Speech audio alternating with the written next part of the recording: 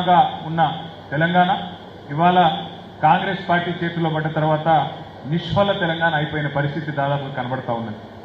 కేసీఆర్ గారు ఆనాడు వడ్డిచ్చిన విస్తర్ లాంటి రాష్ట్రాన్ని కట్టిన ఇల్లు పెట్టిన పొయ్యి అన్నట్టు మంచి బంగారు పల్లెంలో పెట్టి కాంగ్రెస్ పార్టీకి అప్పచెప్తే ఇవాళ ఆ వడ్డిచ్చిన విస్తర్ని కుక్కలు చెప్పిన విస్తారు చేసే పరిస్థితి ఇవాళ కాంగ్రెస్ పార్టీ పరిపాలనలో ఉన్నది. ఇదేదో నేను బాధతోనో అధికారం పోయిందని దాంతో చెప్తలేను. వాస్తవం ఈరోజు మీరు గ్రామాలలో మీరు అందరూ ఉంటారు. గ్రామాలలో రైతుల గోస ఎట్లుందో నాకంటే బాగా మీకే తెలుసు. వ్యవసాయం చేద్దామంటే యూరియా దొరకదు టైం. కేసీఆర్ ఉన్నప్పుడు ఒక ఫోన్ కొడితే ఆటోలో ఆటో అన్ననో ఆటో తమ్ముడో పొలం కాడికి వచ్చి మంచిగా యూరియా బస్తాలు వేసి పోయే పరిస్థితి. వాస్తవం అని చెప్పేది కాదా? ఇవాళ యూరియా కావాలంటే షాపులో దొరకది. ఆ షాప్ కాడ పోయి చెప్పులు లైన్లో పెడుతుందని చెప్పి కొత్త నాటకం మొదలుపెట్టింది. షాపులో లేదట కానీ యాపులు ఇస్తారట. యాపుల కొడితే మీకు యూరియా పంపుతామంటారు. అక్కడ షాపులు ఉంటాయి కదా యాపులో ఇచ్చేది. యూరియా ఇచ్చే ముఖం కూడా లేదు ఇవాళ కేంద్ర ప్రభుత్వానికి, రాష్ట్ర ప్రభుత్వానికి. కనీసం అటు నరేంద్ర మోడీ గారికి, ఇటు రేవంత్ రెడ్డి గారికి రైతులకు యూరియా ఇచ్చే తెలివి కూడా లేదు అనే పరిస్థితి ఇవాళ అందరికీ అర్థమవుతా ఉంది. అట్లాగే కేసీఆర్ గారు ఉన్నప్పుడు బ్రహ్మాండంగా మీకు నాటేసే టైం వచ్చింది అంటే ఫోన్లన్నీ టింగు టింగు టింగు అంటుండే, రైతు బంధు పైసలు ఖాతాలలో పడుతుండే. ఇవాళ ఒక్కసారి కాదు, 2 సార్లు కాదు, 4 సార్లు ఎగ్గొట్టిండు రైతు బంధు రేవంత్ రెడ్డి. 4 సార్లు, ఇప్పటికి 4 సార్లు ఎగ్గొట్టిండు. మొన్న కూడా కేసీఆర్ సార్ జగిత్యాలకు వస్తున్నాడు అంటే ఇంకొక ఎకరానికి వేసిండు. కేసీఆర్ గారు మళ్ళీ ఆడ రాష్ట్ర కమిటీ మీటింగ్ పెట్టిండంటే 1 ఎకరానికి వేస్తాడు. మళ్ళీ ఇంకో ఎకరానికి వేయాలంటే మళ్ళీ కేసీఆర్ మీటింగ్ పెట్టాలి.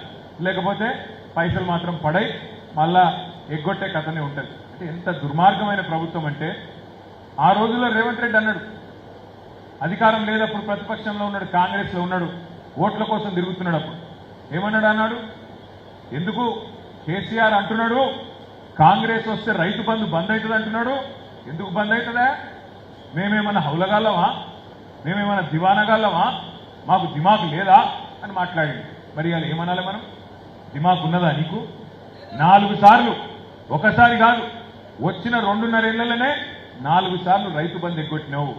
నాట్లప్పుడు పడతలేవు రైతు బంధు పైసలు, ఓట్లుంటే మాత్రం పడుతున్నాయి. పార్లమెంట్ ఎన్నికలకు ముందు ఒకసారి, పంచాయతీ ఎలక్షన్ ముందు ఒకసారి, అంత తప్ప ఓట్లప్పుడు తప్ప నాట్లప్పుడు మాత్రం రైతు బంధు వేసే ముఖం లేదు. యూరియా ఇయ్యవు, రైతు బంధు వేయవు. మళ్ళా కరెంటు గాలుడు మొదలైంది. కరెంటు కష్టాలు, మోటార్లు గాలుడు, ట్రాన్స్ఫార్మర్లు వేలుడు. ఇదివరకు కాంగ్రెస్ చెప్పినప్పుడు ఎట్లుండేనో 2014 మున్పు మళ్ళా గదే పరిస్థితి. మళ్ళా వెనుకటి రోజులు మళ్ళా తెస్తా అన్నాడు, మళ్ళా తెచ్చి చూపెడుతూనే ఉన్నాడు. ఎట్లుండే తెలంగాణ 2014 మున్పు మళ్ళా గట్లనే గదే కరెంటు కష్టాలు తెచ్చి కూర్చోబెట్టిండు. పోనీ నువ్వు ఏది ఇయ్యలే, యూరియా టైంకి ఇయ్యలే, రైతు బంధు వేయలే, కరెంటు చక్కగా ఇయ్యలే. అయినా రైతులు ఆరుగాలం కష్టపడి పంట పండించింది. ఆరుగాలం కష్టపడి పంట పండిస్తే 60 రోజులు ఇవాళ కుప్పల కాడ కూర్చునే పరిస్థితి పడ్డది. కొనేటోడే లేడు. కేసీఆర్ ఉన్నప్పుడు కళ్ళకు అద్దుకొని ధాన్యం కొంటుండే. ఇవాళ కళ్ళకు అద్దుకున్నాడు కాదు, కాళ్ళు పట్టుకుంటే కూడా ధాన్యం కొనని పరిస్థితి. ఇలా అధికారుల కాళ్ళ మీద పడుతున్నారు రైతులు. అందుకే నేను చెప్పిన, కాళ్ళ మీద పడకండి, కాలరు పట్టుకోండి, గల్లా పట్టుకొని అడగండి ఎందుకు కొట్టలేవని చెప్పి. మా హక్కు ఇది, ఎందుకు కొట్టలేవని అడగండి అని నేను చెప్పిన. దయచేసి నేను మిమ్మల్ని అడుగుతా ఉన్నా, ఇలా 70 లక్షల మంది రైతు కుటుంబాలు, కాంగ్రెస్ ను నమ్మి ఓటేసిన కుటుంబాలు ఇలా బాధపడతా ఉన్నాయి. రేవంత్ రెడ్డి చెప్పిండు, రాహుల్ గాంధీ చెప్పిండు, కౌలు రైతులకు కూడా రైతు బంధు ఇస్తామన్నాడు. 10,000 కాదు 15,000 ఇస్తా అన్నాడు. 2 లక్షల రుణమాఫీ అన్నాడు. ఇంకేమేమో కథలు. రైతు డిక్లరేషన్ అని పెట్టి 34 రకాల హామీలు ఇచ్చాడు. ఒక్కటంటే ఒకటి అమలైందా? ఏది చేస్తలేడు. రైతు భరోసా లేదు, రైతు బీమా లేదు, ఏది లేదు. కానీ కొత్త దుకాణం మొదలుపెట్టిండు. రైతు డిస్కామ్ అట. రైతుల కోసం ప్రత్యేకంగా కరెంటు వ్యవస్థ ఏర్పాటు చేస్తారట. నేను అడుగుతున్నా, కేసీఆర్ గారు ఉన్నప్పుడు 24 గంటల కరెంట్ ఇచ్చిండా లేదా? రైతులకు ఇస్తే గట్టిగా చెప్పాలి. ఇచ్చిండా లేదా? వినబడతలేదు. ఇచ్చిండా? మరి ఏ రైతు డిస్కమ్ పెట్టకుండా, ఏ డిస్కోలు చేయకుండా కేసీఆర్ ఇయ్యలేదా రైతులకు మంచిగా 24 గంటలు? ఇలా ఇవాళ కోసం పెట్టినవు రైతు డిస్కామ్ ట్రాన్స్ఫార్మర్లకు మీటర్లు పెడతాడట, అటెంక మోటార్లకు మీటర్లు పెడతాడట. కానీ మళ్ళీ మీదికెళ్ళి రైతుల కోసమే పెట్టిన రైతు డిస్కామ్ అంటుండు. దేశంలో ఎక్కడ లేని రైతు డిస్కామ్ నువ్వు తెలంగాణలో ఎందుకు పెడుతున్నావు? ఎవరి కోసం పెడుతున్నావు? ఏ రైతు అడిగిండు నిన్ను? రైతు ఏమడుగుతాడు? యాడికెళ్ళిస్తే నాకేందువా 24 గంటల కరెంట్ అంటాడు రైతు. కానీ రేవంత్ రెడ్డి మనసులో ఏముందో ఆయన ముఖ్యమంత్రి కాకముందు అమెరికాలోనే చెప్పిండు. అమెరికాలో అక్కడ ఒక మీటింగ్ పెడితే రేవంత్ రెడ్డి పోయిండు. ఆ రోజే చెప్పిండు ఆయన 24 గంటలు దండుగా రోజుకు 3 గంటలు కరెంట్ ఇస్తే చాలట.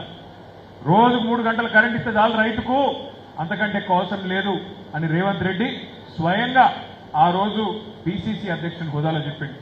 నిన్నగాక మొన్న రైతు డిస్కామ్ మీద పబ్లిక్ హియరింగ్ జరిగితే వ్యవసాయ కమిషన్ చైర్మన్ కోదండరెడ్డి గారు ఆయన రేవంత్ రెడ్డి మనసులోని మాట కాంగ్రెస్ పార్టీ పెద్ద మనిషి కోదండరెడ్డి గారు ఆయన వచ్చి చెప్పిండు, సేమ్ మాట చెప్పిండు. 3 గంటలు కరెంటు చాలు రైతులకు, ఎందుకు 24 గంటలు అని చెప్పి ఆయన కూడా మాట్లాడుతూ ఉన్నాడు. దీన్ని బట్టి ఏమర్థమవుతున్నది మనకు? కేవలం రైతులను ముంచెతందుకు, మోటార్లకు మీటర్లు పెట్టేతందుకు, ట్రాన్స్ఫార్మర్లకు మీటర్లు పెట్టేతందుకు, అల్టిమేట్ గా ఈ మొత్తాన్ని కూడా ప్రైవేట్ వాళ్ళకు అప్పచెప్పేతందుకు, నష్టాలలో పోయిందని చెప్పి ప్రైవేట్ వాళ్లకు అడ్డికి పావు షేరుకు అమ్ముకునేందుకే నువ్వు ఈ దంద పెట్టినవు తప్ప, లేకపోతే కేసీఆర్ ఉన్నప్పుడు ఏ డిస్కమ్ లేదు, ఏ అవసరం లేదు. రైతుల గురించి నువ్వు చేసే డ్రామాలు ఏం చేయలేదు కేసీఆర్ గారు. యూరియా టైంకి ఇచ్చిండు, రైతు బంధు టైంకి ఇచ్చిండు, బ్రహ్మాండంగా కరెంటు చక్కగా ఇచ్చిండు, నీళ్లు లేని తెలంగాణకు నీళ్లు తెచ్చిండు. మరి ఇన్ని చేసిన కేసీఆర్ గారు ఆ రోజు నీలాగా ఇవన్నీ చెప్పలేదే. ఆయన నాకు తెలియక అడుగుతా ఉన్నా, నువ్వు చెప్పినవా? నీ 420 హామీలు 420 హామీలు ఇచ్చినావు కదా. ఆడోళ్లకు బంగారం ఇస్తా అన్నావు, నెలకు 2500 ఇస్తా అన్నావు, చదువుకునే పిల్లలకు స్కూటీలు ఇస్తా అన్నావు, మగ పిల్లలు ఉద్యోగాలు లేని వాళ్ళందరికీ 4000 రూపాయలు ఇస్తా అన్నావు నెలకు. అట్లా 420 హామీలు ఇచ్చినావు. మరి అన్న చెప్పినవా నువ్వు రైతు డిస్కమ్ పెడతా అని? రైతులకు డిస్కమ్ పెడతా అన్న మాటల్లో ఉన్నదా?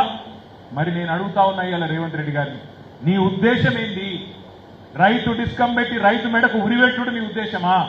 రేపటి రోజున రైతును ఖతం చేసుడు నీ ఉద్దేశమా? లేకపోతే ఎక్కడ నమ్మాలి నిన్ను? ధాన్యం కొననోడట రైతును కోటీశ్వరుడు చేస్తారట. ధాన్యం కొనే ముఖం లేదు నీకు, యూరియా ఇచ్చే తెలివి లేదు నీకు, నువ్వు రైతును రాజును చేస్తా అంటే ఎవడు నమ్ముతాడు నిన్ను? ఇవాళ ఒక్క మాట మీరు ఆలోచన చేయండి. ప్రభుత్వం కొంటే క్వింటాల్కి 2400 రూపాయలు ఇవ్వాలి. అందుకే ఏం చేసిండు? మిమ్మల్ని 60 రోజులు ఎండబెట్టిండు. అక్కడ ఏం చేస్తాం? 60 రోజులు ఎండబెట్టి ఇక్కడ వాన కొడుతుందో ఏమవుతుందో ఎవడు పెట్టుకోవాలి బాధ అని చెప్పి బయట 1600కు 1700కు 1800కు అమ్ముకున్నారు బయట. నేను చెప్పింది కరెక్టేనా కాదా? కరెక్టా కాదా? 8500 కేంద్రాలు పెట్టిండు కేసీఆర్ గారు. కరోనా వచ్చినప్పుడు కూడా, కరోనా వస్తే కూడా ఊరూరుకు కొనుగోలు కేంద్రాలు పెట్టి మీ కళ్ళం కాడికి వచ్చి కేసీఆర్ సారు ఆ రోజు కొనుగోలు చేసిండు మీ ధాన్యాన్ని. కానీ ఈ రేవంత్ రెడ్డి మక్కలు కొనడు, ధాన్యం కొనడు, వరి కొనడు, వడ్లు కొనడు, జొన్నలు కొనడు, శనిగలు కొనడు, ఏ పంట కొనడు. మళ్ళీ మీదికెళ్ళి డైలాగులు కొట్టిండు అప్పట్ల. బోనస్ ఇస్తా, నువ్వు అసలే ఇవ్వకపోతే బోనస్ ఆడికెళ్ళి ఇస్తావు, రైతు బంధు ఇవ్వవు, మద్దతు ధర ఇవ్వవు, బోనస్ బోగస్ అయ్యింది ఇవాళ. అందుకే ఆలోచించి మనం ఎప్పుడైనా కూడా ఓటేయాలి. కేసీఆర్ గారు ముందే చెప్పిండు, మోసపోతే గోసపడతాం, ఒక్క తప్పు నిర్ణయం తీసుకుంటే 5 ఏళ్లు బాధపడతాం, అన్న వస్త్రం కోసం పోతే ఉన్న వస్త్రం పోతుంది, జాగ్రత్త పైలమని చెప్పిండు. కొంతమంది విన్నారు, సిరిసిల్లోళ్ళు మీరు విన్నారు, విని నన్ను గెలిపించారు, నేను ఒప్పుకుంటా. కానీ పక్కన ఏమలాడోళ్ళు ఇల్లే, మానకొండూరోళ్ళు ఇల్లే, అవతల కామారెడ్డి వాళ్ళు ఇల్లే, యువతలు హుస్నాబాద్ వాళ్ళు ఇల్లే. ఇన్నని పాపానికి ఇవాళ ఏమైంది? దేశమంతా వదిలించుకున్న దరిద్రం కాంగ్రెస్. దేశమంతా చీచి చీచి తూతూ అంటారు కాంగ్రెస్. దాన్ని తెచ్చి మళ్ళీ మన కంపెనీ మీద పెట్టుకున్నాం. ఏమైంది ఇప్పుడు ఆ దరిద్రం తెచ్చుకున్న పాపానికి? ఒక్క పని అయింది ఏదైనా కాంగ్రెస్ వచ్చినాక ఈ 2.5 ఏళ్లలో? గుడ్డ పైస పని చేయలే. ఏమైనా మాట్లాడితే ఇందిరమ్మ రాజ్యం. ఏంటిది ఇందిరమ్మ రాజ్యం అంటే? ఇల్లు కొట్టుడా? ఏంటిది ఇందిరమ్మ రాజ్యం అంటే? ఇచ్చిన హామీలను ఎగ్గొట్టుడా? ఏంటిది ఇందిరమ్మ రాజ్యం అంటే? రైతులు సావగొట్టుడా? ఏంటిది ఇందిరమ్మ రాజ్యం అంటే? ఇవాళ దొంగ కేసులు పెట్టి మా నాయకులను కార్యకర్తలను వేధించుడా? ఏంటిది ఇందిరమ్మ రాజ్యం అంటే? పరిపాలన చేతగాదు. చేతగాక రేవంత్ రెడ్డి కొత్తపల్లె అందుకున్నాడు. వెనకటికి ఎవడో ముఖం బాగాలేకపోతే అద్దం బల కొట్టిండాడు. ముఖం బాగాలేకపోతే అద్దం బల కొడతారా తల్లి ఎవడన్నా? నీ ఆ ముఖం ఎట్లుంటే గట్లా చూపెడుతుంది అద్దం. నీ ముఖం బాగలేదు, నీ పరిపాలన చేతగాదు. ఏమంటాడు? కేసీఆర్ మొత్తం అప్పుల పాలు చేసిపోయిండు, నేనేం చేయాలి? నేను ఒక్కటే అడుగుతున్నా, అవును కేసీఆర్ అప్పుల పాలు చేసిండే అనుకుందాం, నువ్వు చెప్పిన అబద్ధం నిజమే అని ఒక నిమిషం అనుకుందాం. సరే కేసీఆర్ అప్పు చేసి ఏం చేసిండు? 1,00,000 కోట్ల రూపాయలు పెట్టి కాళేశ్వరం అనే ప్రాజెక్టు కట్టి ఎక్కడో ఉండే గోదావరి మన సిరిసిల్ల బీడు భూములకు తీసుకొచ్చిండు. కేసీఆర్ అప్పు చేస్తే ఇవాళ నీకు తంగలపల్లి బ్రిడ్జ్ కింద సముద్రం వచ్చింది. కాళేశ్వరం ప్రాజెక్టు ద్వారా వచ్చిందా లేదా? ఈర్నపల్లి మండలానికి కూడా నీళ్లు రాబోతున్నాయి. మీ మానేరు అప్పర్ మానేరు బ్రహ్మాండంగా నర్మాల చెరువు ఇలా కలకల్లాడుతున్నది. కేసీఆర్ అప్పు చేసి కాళేశ్వరం కడితే నీళ్ళు వచ్చినాయి, గోదావరి నీళ్ళు వచ్చినాయి. కేసీఆర్ అప్పు చేసింది కరెక్టే. 70 లక్షల మంది రైతుల ఖాతాల్లో 73,000 కోట్ల రూపాయలు వేసిండు కేసీఆర్ అప్పు చేస్తే. రైతులకు అప్పు సప్పు చేసి మీ కాంగ్రెస్ వాళ్ళు కరెంట్ ఇయ్యక సావగొడితే కేసీఆర్ వచ్చినాక 6 నెలల లోపలనే బ్రహ్మాండంగా 1,00,000 కోట్ల రూపాయలు ఖర్చు పెట్టి 24 గంటలు ఉచిత కరెంటు రైతులకు ఇచ్చిన నాయకుడు మొగోడు మునగాడు కేసీఆర్. కేసీఆర్ అప్పు చేసిండు. 1000 గురుకుల పాఠశాలలు తెచ్చిండు కేసీఆర్. మన 6.5 లక్షల మంది పిల్లలు ఎస్సీలు, ఎస్టీలు, బీసీలు, మైనారిటీలు వాళ్ళందరికీ ఒక్కొక్క పిల్ల మీద ఒక్కొక్క పిల్లగాని మీద 1,20,000 రూపాయలు ఖర్చు పెట్టి వాళ్ళందరికీ మంచిగా చదువు చెప్పించిండు కేసీఆర్. అవును కేసీఆర్ అప్పు చేసిండు. మరి చేసి 10 జిల్లాలున్న తెలంగాణను 33 జిల్లాలు చేసిండు. రాజన్న సిరిసిల్ల జిల్లాను ఒకనాడు తాలూకా కేంద్రాన్ని జిల్లా చేసిండగా మీ పక్కకే కలెక్టర్ను కూర్చోబెట్టిండు, మీ పక్కకే ఎస్పీని కూర్చోబెట్టిండు, మీ జిల్లా అధికారులను తీసుకొచ్చి రాజన్న సిరిసిల్లలో కూర్చోబెట్టిండు. అవును కేసీఆర్ అప్పు చేసిండు. ఈర్నపల్లిని మండల కేంద్రం చేసిండు, తాండాలను పంచాయతీలు చేసిండు, ఎక్కడి స్వయం పాలన అధికారం అక్కడ ఇచ్చిండు. అవును కేసీఆర్ అప్పు చేసిండు. 15 లక్షల మంది ఆడపిల్లలకు 1,116 రూపాయలు ఇచ్చి మేనమామ లెక్క కళ్యాణ లక్ష్మి షాదీ ముబారక్ పేరు మీద ఆ పిల్లల పెళ్లిళ్ళు చేసిండు. అవును కేసీఆర్ అప్పు చేసిండు. కేసీఆర్ కిట్లు ఇచ్చిండు. ఒక్కొక్క ఆడపిల్ల ఉడితే 13,000, మగ పిల్లగాడు ఉడితే 12,000 రూపాయలు ఇచ్చిండు. కేసీఆర్ అప్పు చేసి అమ్మ ఒడి వాహనాలు పెట్టిండు.